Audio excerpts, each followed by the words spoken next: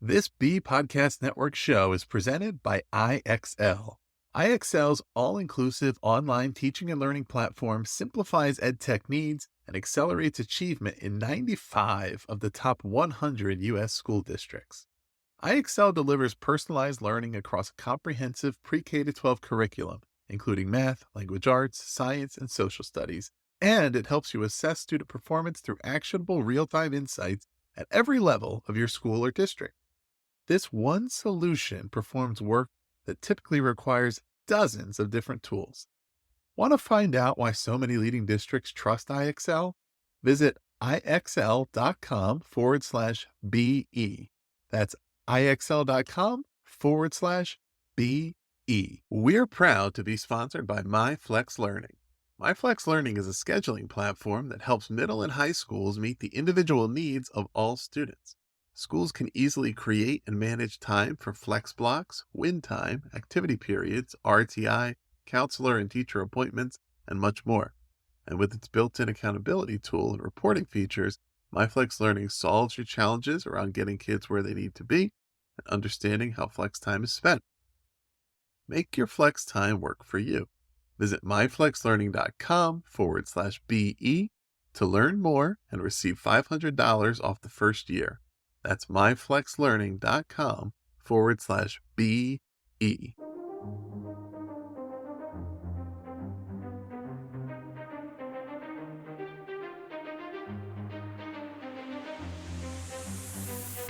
People are expecting. People are expecting quite a bit. This is your time. You want to win. You're going to be like this. There are no shortcuts in life. You'll get better because you make each other better. The inches we need are everywhere around us. I know plenty of people that are capable. I know fewer people that are willing. You have to believe it to do it. Now, what are you going to do? Welcome in, everybody, to another episode of Sideline Sessions here on the B Podcast Network. Very pleased to have you here with us again today for another episode. This should be a really exciting conversation. I am delighted to be joined today by head coach Caroline McCombs. She is the head coach entering her third season at the helm of the George Washington University women's basketball program here in Washington, D.C. The team has reached the quarterfinals of the Atlantic 10 Conference Championship in each of her first two campaigns in Foggy Bottom. And in her first season, the team set a program record for fewest points per game allowed. She is a proven winner at every stop of her now 23-year coaching career, I believe. And Coach McCombs arrived at GW after 7 years as the head coach at Stony Brook University, where she led the Seawolves to their first NCAA tournament appearance in 2021. Coach McCombs, welcome to the show. Thanks, Ross. It's great to be here with you today. I wanted to start, we often start these conversations kind of at the beginning of the coaching careers, right? And all of our coaches at the various levels kind of take different pathways to that. In your case, you went directly from being an all-conference player at the college level right into the coaching ranks. And I kind of wanted to ask, first off, what made you interested in getting involved in coaching in the first place? Was that what you kind of had always planned, or was it something that sort of came up along the way? Yeah, I think that's a really good question. And as I reflect back to being probably a high school senior and you're like, what am I going to major in college? You know, that's some question that everybody asks you. And so I wanted to do something that I was very interested in learning, applying to myself. So that was kind of new back then, which was nutrition. And so I really wanted to be able to implement a lot of things to my own personal life, to be able to be the best athlete and basketball player I could be. And so how can I gain some kind of advantage by whatever I'm learning, how to fuel my body nutritionally? And so I decided to embark on that path. And I just really kind of felt like in some way, after I'm done playing college basketball, I want to stay in sports or in a health related field, you know, just always loving the game of basketball. So actually, after I finished my playing career at Youngstown State, I had an opportunity to play overseas. So I did initially apply to a lot of schools to be a graduate assistant. And then my coach of my team found an opportunity for me to go over to Prague and play. And this was back in 1999. And so I had an opportunity to go overseas. I had never been to Europe before. I was on a team with no other Americans playing the point guard position. And so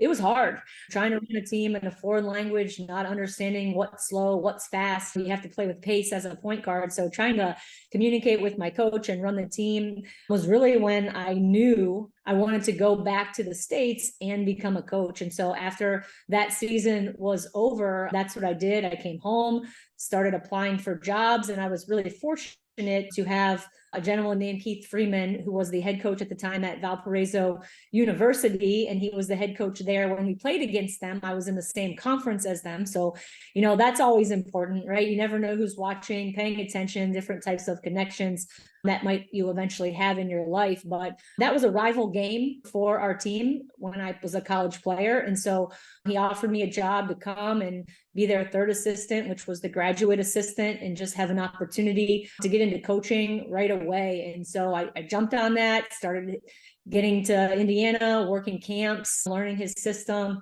And I admired how hard his teams had always played, obviously playing against them. And so for 6 years, I was able to learn and grow under his leadership. We were able to take our team to the first ever NCAA tournament in Valpo history. We started by preceding that, going to the WNIT, and then we went back-to-back NCAA tournament appearances. And so I absolutely loved my journey to that point in time, working for a really hardworking, passionate coach who cared about people and developing people to be their best. And so that's kind of how I got, my foot in the door and started in coaching.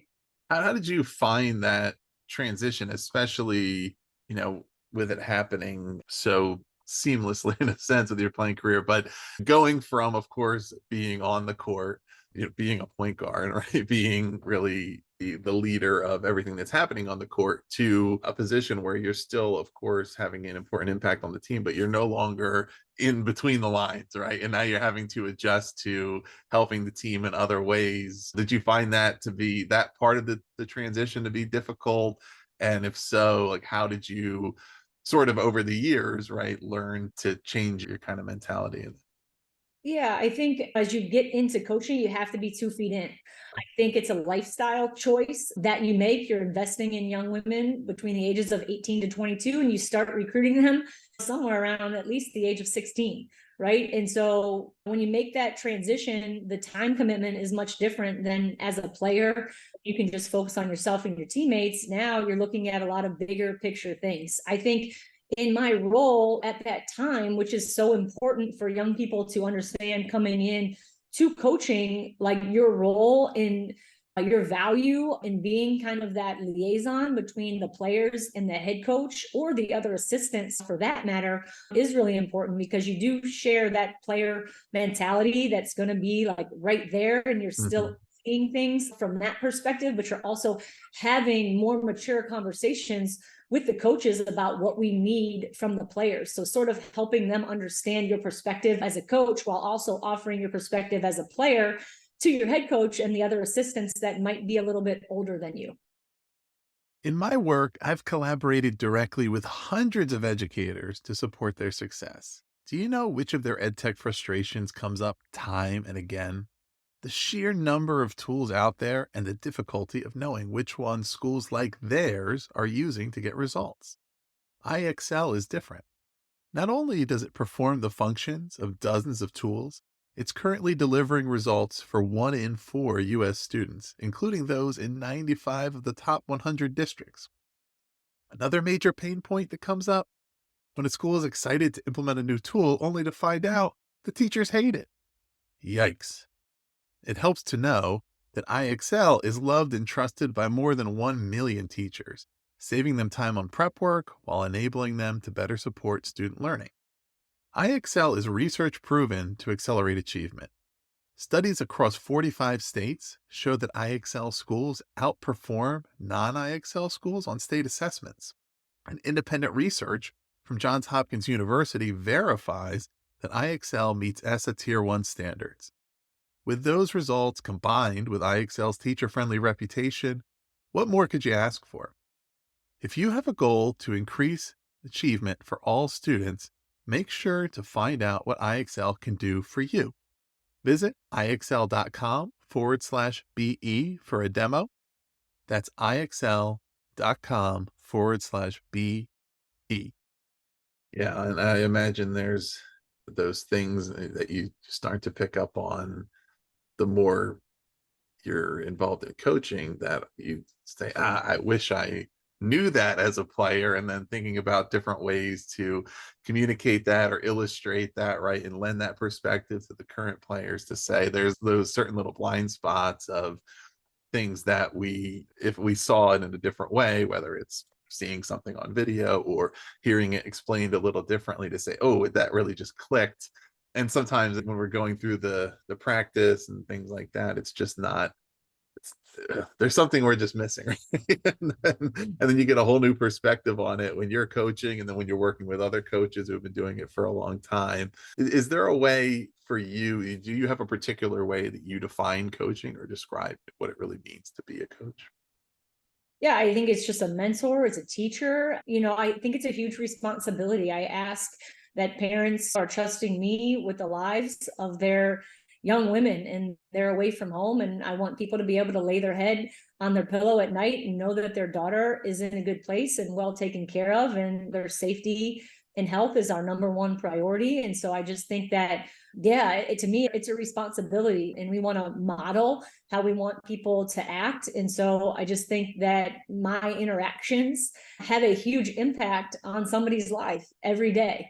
And so I just try to really have that perspective as I get to see my players every day at 8 a.m, how they wake up, and our first interactions of the day are really important. And so I love the opportunity that they have. I try to not take any day for granted that I get to walk in and mentor and coach and build relationships and connections that we want to last a lifetime. And we do that through the game of basketball. So when we're between the lines, I'm definitely intense and focused and passionate about that. And then off the court, I just want to be the best person I can for our student athletes.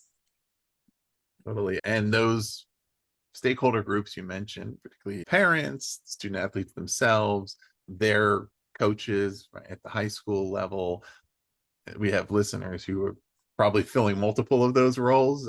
They may be coaching, they may have kids of their own, thinking about this process. And those touch points are going to begin largely through that recruiting process, right? And having coached, of course, at the college level throughout your career, what have you found about how much of the job and the work and building for success comes via the recruiting and finding the right players and the players that are the best fit for your program, and then the coaching parts of it that happens once they're on the roster?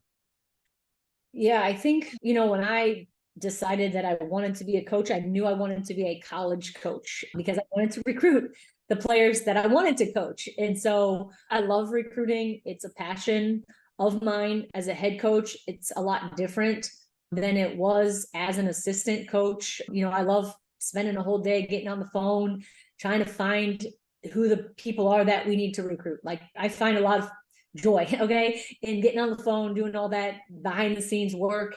And you knock on a lot of doors, you get a lot of no's. And so you find the right piece for your program, and that's by the people that you find. And so sometimes you're like so fixed on, we have to have this, and you might get those no's, and it leads to like the right person that you're supposed to have, in your program. But I wholeheartedly believe that's because we're putting in the work and doing things the right way. And so, yeah, we look for a lot of qualities in the people that we're recruiting. Obviously, I've coached at some different schools and worked for some different head coaches. So people are looking for different types of people and players, in their program. And I feel like, we try to have selfless people in our program that don't care necessarily who gets the credit, but want to be a part of something bigger than themselves. And so we try to have a pound the stone philosophy as well, which is just committing to a process of becoming great. It's not going to happen overnight. We really have to just, like I said, things, when we get through adversity, how we respond to those types of things are going to matter. So really it's about the relationship building, the connectivity that we have one another that's going to get us through those things. It's no different than having a family, right? There's just different things that you're going to go through, and how you get through those things together will determine a lot in the end. Are there specific things that are good lessons for high school coaches in particular to learn about what the recruiting process, or just even the process of becoming a candidate to perform at the college level, entails, and the ways that they can be supporting their student athletes in giving them opportunities to be recruited or to be seen or just succeed in that regard? Yeah, I feel like recruiting never ends for us anymore. I think it's become a little bit more challenging for younger players that are just sort of in a mid-level position. I think we're kind of growing out of that phase, but some of the rules have changed regarding transfers. And so, there's just always opportunities to find older players where that hasn't always been the case, right? Traditionally, you're going to high school games, you're watching AAU. Now we're watching AAU in April, May, June is Scholastic, July, and even to the beginning of August, we're now watching, these players perform and evaluate to eventually bring them to campus for scholarship opportunities. So I think, if coaches can connect at the high school level with college coaches, sort of develop some relationships with college coaches, right? That's always important. Come out to a camp, to a clinic to help your players. So when you need to make a phone call, you have the relationship with the coach, and they might not be the player for our program, but we might recommend them to another program. So I think that at the high school level, just kind of building that relationship, getting a network of college coaches is important to eventually help facilitate those types of opportunities. Obviously, you can grow in the game of basketball too. And I can learn from a high school coach as much as a college coach can learn from, or a high school coach can learn from me. So just like understanding, like, it doesn't matter what level that you are to be a great coach either. Like, I respect all coaches. We put in a lot of time, and a lot of different people have different perspectives and schemes, so we can all learn from each other. Yeah. And for the student athletes themselves, I mean, are there things that you have noticed, certainly over the years, in not obviously there's ability level and skill level, right? And those things that are most people would understand are clearly part of what makes someone a college level athlete, but there's also a variety of other factors, right? There's leadership skills and things of that nature. There's also just the determination of, is this what I really want to do? And for some people, is this the sport I want to pursue? Or are there certain things that you have noticed with your athletes over the years that you might highlight for, say, current high school athletes who are trying to figure out, should I pursue this? If I do, is this the right fit for me? Or how am I making my determination around whether or not I want to take this to the next level? Yeah, I think college basketball is hard.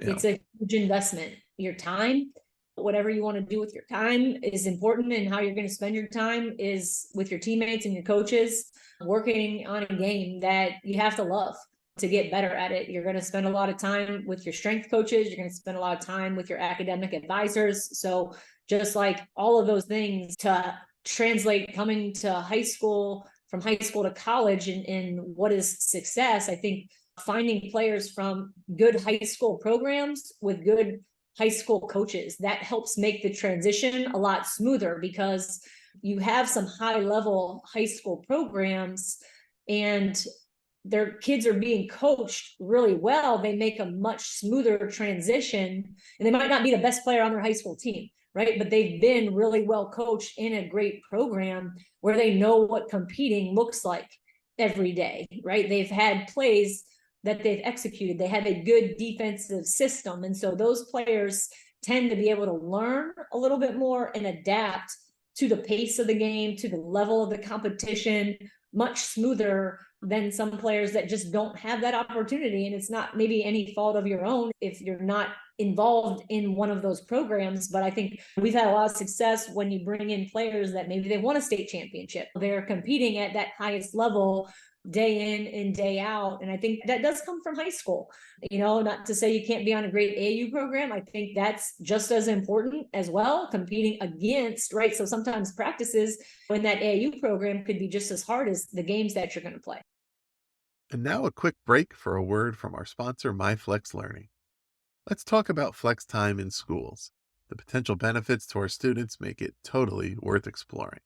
There's more time for personalized learning, increased choice and agency for students, and the increased engagement that comes along with it, dedicated time for intervention, and overall, as school leaders, it provides you and your faculty more tools to increase academic achievement.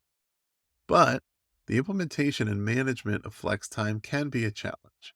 Tricky logistics and a lack of clear accountability systems can prevent teachers from buying in. It can hold you back from ensuring students make good use of their time. That's why I'm pleased to share that MyFlex Learning provides a solution to these challenges and more. MyFlex Learning helps you create and manage flexible time for any purpose. And with the seamless SIS integration, a student locator, flexible daily rostering, and intuitive mobile app, it eliminates the common challenges of implementation and management. If you want to see for yourself, visit myflexlearning.com/BE to learn more and receive $500 off the first year of use. That's myflexlearning.com/BE. You'll learn all about MyFlex Learning, what it can do for your school, and you'll receive a $500 off offer for your first year. Check it out. I want to also take some time here to talk about where you are now, right? Your team at GW, and you have the upcoming season here. And so, as I mentioned in the top, you're entering your third season now, which I'm sure it seems like a great year, kind of that pivotal year, right? You've had a couple of years to kind of get to know the school, your program. What is it like for our listeners who may or may not have a huge familiarity with the program at GW? Historically, this is a very successful program, a team that over the years has spent a lot of years in the national rankings, made many NCAA tournaments, largely with the former head coach, Joe McEwen, who you worked with at Northwestern. But over the past 10 to 15 years had some really good years, had some years that weren't as good, right? But coming into a program like that, though, that has a history of a lot of success, and that, of course, would love to kind of continue on that trajectory. What's it like to come into a job like that and to get started and to also be establishing your own version of what that program is going to be, but with I think, a strong historical identity? Yeah, I agree. I think, first and foremost, I'm honored to be the head coach here at George Washington. This is a storied program. I take a lot of pride in the coaches and players that have been a part of those programs or those teams. And we're looking to build it and to get it back to that level. I think that nothing ever is easy. You got to work for it, and you have to have some pieces fall into place. But we're, like I said, pounding the stone every day to make those things possible as we enter into year 3. When I got the roster, there were 5 people on the roster and 4 were on scholarship. Thankfully, we have 3 of those players that graduated last year, and they're all back for an extra year of eligibility. We had another player in Nyla Locke that we recruited that came here in my first year, and so she graduated. She's also pursuing her master's. So just to have Faith Bleffin, Maya Taiwo, Essence Brown, and Nyla Locke back for that final year of eligibility, I think speaks to how we run our program and the people that they want to be around every day. I think that we want to try to create that environment. I'm excited that they're back. And then we've recruited some other pieces as well. So alongside that, we have 2 more graduate transfers that just give us just some more depth and experience. We also have Nia Robertson coming back, who was on the all rookie team and 6th woman of the year in the A10. And I think we've brought in some freshmen that can come in and make an impact. And again, we're not relying on them, but as we build the program and throughout this course of the year, their development will be a huge factor in how we grow this season, because when we sub and not that anyone can't start, we haven't determined any of those things yet, but we want to get better and stronger off the bench and have a lot of depth. And so I like a lot of our opportunities that we have this year for different players and some versatility. So I'm excited about this group. How does it affect and influence your preparation and expectations for the season when you have such a veteran roster? Not just, of course, in the wins and losses, but just even in the way, right, that the team culture is established, that the leadership occurs between the coaches and the players, and all those things that I'm certain when you have a number of seniors and graduate transfers who have been either on this team or playing for quite a while versus years when you probably had more underclassmen.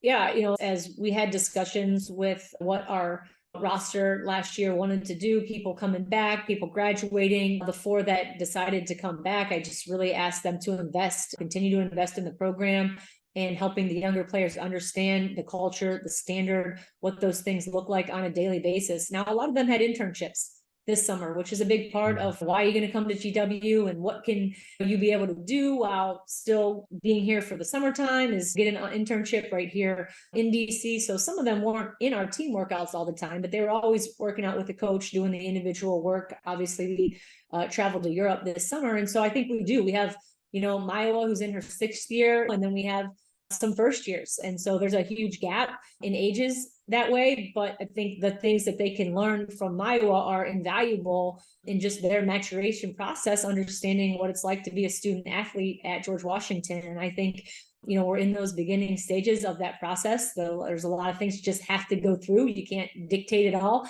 out. You just have to see those things fluidly happen. Fortunately, we have great players that set an example every day. So yeah, this is a great opportunity to kind of blend those two together. We're continuously working on ways to connect, how to learn each other's personality types and things like that, why we are the way that we are. I think as we keep growing this year, those are the activities that we want to get into to help them learn. Right. Somebody's not just being difficult. This is just how they see things, their perspective and how they communicate. Right. And I think we need to learn that about each other so we can be better communicators with each other and understand one another better. Part of that, I'm sure, kind of building the team's identity and its culture and bringing the players together with the coaches is team went on a European tour this summer, I believe Greece and Italy were the destinations. But can you tell us about that? What did that entail? What was the purpose and thinking behind planning that? Yeah, it was a fantastic trip. I'm so thankful for the leadership here at the university that really allowed us that opportunity. And I really, the players that had been in the program, it was time that was for them, for being here and all the things that they've done for this program. And just for the new players, it's just an opportunity to start figuring it all out and connect a little bit earlier than we typically do. So it definitely had its challenges, and there's a balance. Again, with our veteran players, there's also a little bit different way that they might need to train than some of our newcomers. And so just understanding that body management, health-wise, all those things are important. And so just as you're trying to put in your offensive and defensive systems to play a couple games, you clearly can't get all of those things done in 10 days. So I think both of our systems take some time to figure out. So we're currently finishing about our 10th day of practice. So we're still putting all of those things together, but I think it got us a great opportunity to get to know each other outside of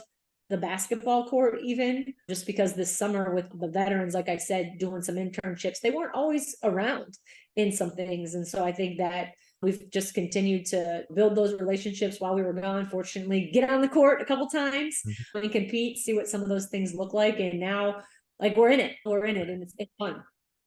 Is there anything that you either learned or just gain a new perspective on as a coach by taking your team into a different environment and doing something that's outside of the normal routine? It was just grateful. I think that for this group, just kind of after we were done playing the games, it was like they needed it, right? And I think that they worked so hard to be successful on the basketball court, to be successful academically. I just think that time spent is invaluable. We don't always get to do that. We're always so fixed on, this is my routine, I'm in my own world, these are the things that I have to do every single day. So to just be able to be together and like not have those interruptions, or even just, I think we still had our cell phones, but we weren't necessarily on our cell phones as much. Like, I think the best day was probably a boat tour that we did, where we went to 3 islands, and at the end of the tour, our whole team is dancing in some Greek culture and just like having some fun as we head home. And we were together for like 12 hours that day. And I just don't think we always get to spend that time with one another. We're always texting somebody else, or just not as present as we possibly could be. And I just think that being able to be present, whether that was at just different meals throughout the trip or whatever, just is invaluable, that time together that we just don't always get, rushing around and doing things at the fast pace that we typically live our lives.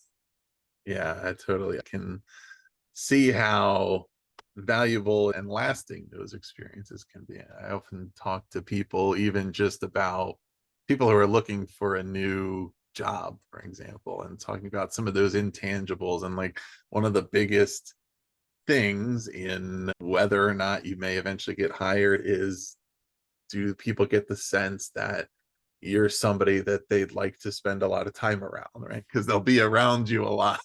And it might not be on your resume, and it might not even be totally conscious, but it's like, all right, if I'm with this person for 40, 50, 60 hours, however many hours a week, am I going to enjoy that time, or am I going to regret it? And of course, a humongous thing with team building and between the coaches and the players, as you said, they're around each other all the time. That's going to be your community. And the more you get to know one another on a personal level, and you gain new insights onto, of course, how you also perform athletically, right? Again, like looking at kind of this upcoming season, but just thinking of course, overall as well, how do you balance with your goal setting the short term versus the long term goals? At the level at which you're coaching, you're of course always evaluated on the bottom line results of wins and losses and performance in the conference and all of those things, right? At the same time, of course, your first couple of years, you're in a new school, you're building a new program, you're bringing in the student athletes that fit with what you're wanting to build and getting a sense of that. So you have things that are part of that long-term building, but also each year, things that you want to accomplish that given year, and that you're hoping that your individual players, I'm sure, accomplish as well. Have you found a process that you go by where you're able to kind of set and identify short and long-term goals together? Yeah, so I think, I became a head coach in 2014. And I think in 2017, I really changed my philosophy, and it was to burn your goals. We actually stopped setting goals and started focusing, on the process and like little commitments and controllables that we can make every day. So absolutely, does every coach sit in front of their team and they want to win the A10 championship, cut down the nets? Yes, that's the carrot that's dangling in front of everybody. You want to hang up a banner hanging, in your gym. It's just something that we choose to not focus on. And so we choose to focus on commitments and controllables and routines and the little things that we can do every day to get better. And so those are the things that we try to talk about, doing the small mundane things over and over again with great excellence. To me, those are the things that the stone's eventually going to crack, right? If you continue to do those things. And if you don't do those things and your opportunity presents itself and you're not ready for it, you're not ready for it. And so that's just my philosophy personally. It's the one that we instill in our players. Right now, we're just having some mini meetings is what I'm calling them. And so they're just 15-minute meetings where we're evaluating, and we've already had bigger meetings. What are the things that you want this season? What are the things that you're working for? So like evaluating if we're actually doing those things and how we're doing it. But just like 2 things that you're doing really well, 2 things we want you to work on, right now as we head into a fall break period, and just when we come back, we're still focusing on ourselves, but in a couple more days, we're going to have a scout coming up. And so really just sticking to that process, continuing to learn and grow together, obviously being ready for the obstacles that we're going to face, because they're coming as they do through every season. How we respond to those types of things really matter. Last year, our season, a couple points decided between 3rd and 7th place. Right. And so just it's small little things that add up. And so we just try to focus on that. And so I found that to just be important. And like I said, everyone wants to talk about what they want, but not everyone wants to put the work in to make those things possible. Yeah, and I think part of what you mentioned earlier in that response is, for anybody who's listened to a variety of our episodes, a theme that comes up time and time again, which is fundamentals, right? Focusing on getting those things right over and over again, and then you can build on them in any variety of ways. But if you really are doing the fundamentals, the core focus areas, whether it's the core skills or just focusing on, I think, what you can control, then there's a lot of potential that can come out of that. I'd be remiss before we wrap up here. I love to ask our guests here about coaches they've learned from and that made an impression or an impact on them, either in inspiring them to get into coaching or just even as you've gone through your career, where you've picked up different lessons and things that you still use in your job.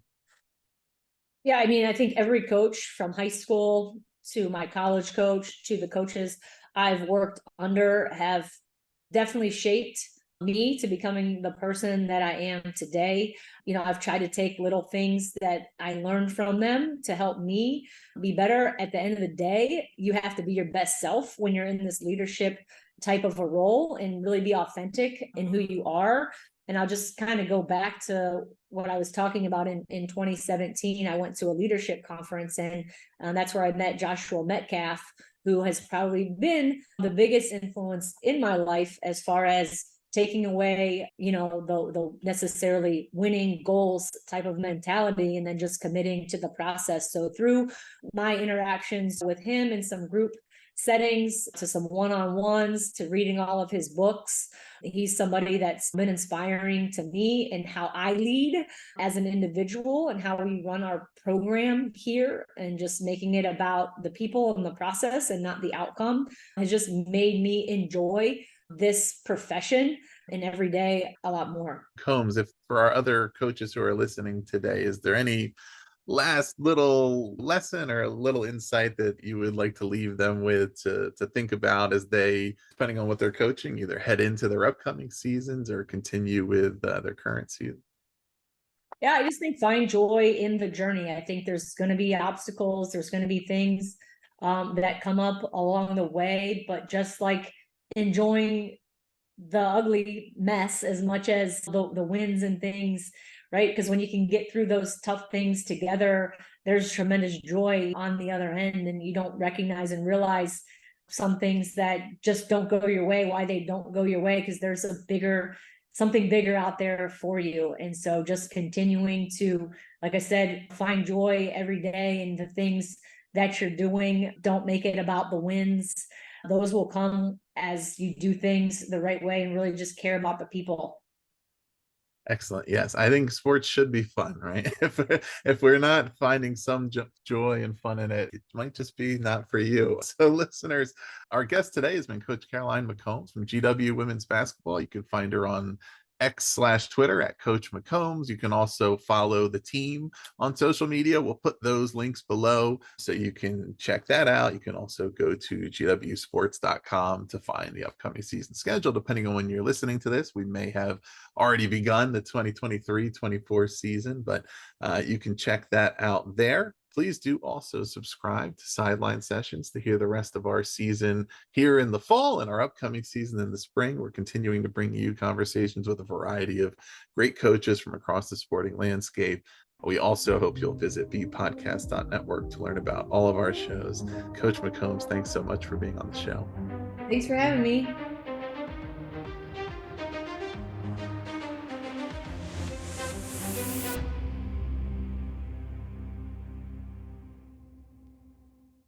Edited by Gage Sanderson. Do you want to simplify your school's technology, save teachers time, and improve students' performance on state assessments? You can do it all, but don't waste another minute. Head straight to ixl.com/BE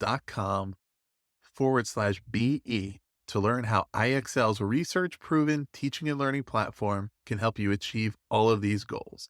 That's ixl.com/BE.